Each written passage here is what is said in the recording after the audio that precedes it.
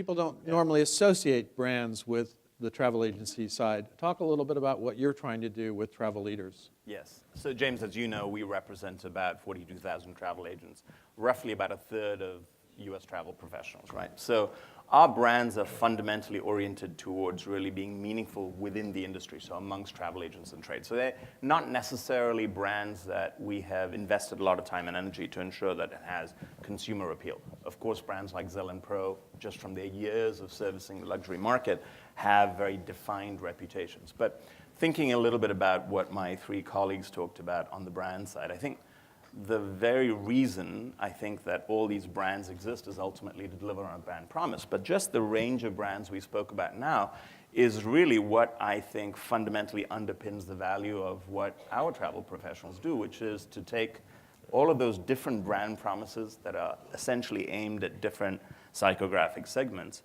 But really, ultimately, what the leisure consumer is looking for is an experience, right? And that experience, when you mate it with one of these brands, whether it's a specific location, because we know that a Marriott in one part of New York City, whether it's a specific brand at St. Regis versus somewhere else, of course that has a difference. Or whether it's a particular ship on a particular itinerary and a sailing, of course has a different experience.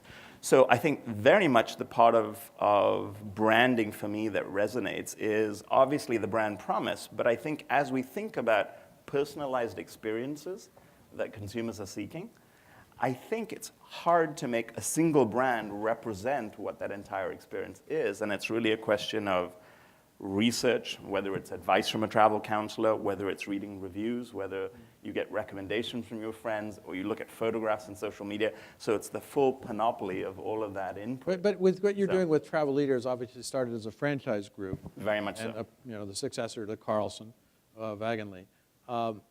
Is your vision maybe someday to have travel leaders be a brand in the consumer's mind?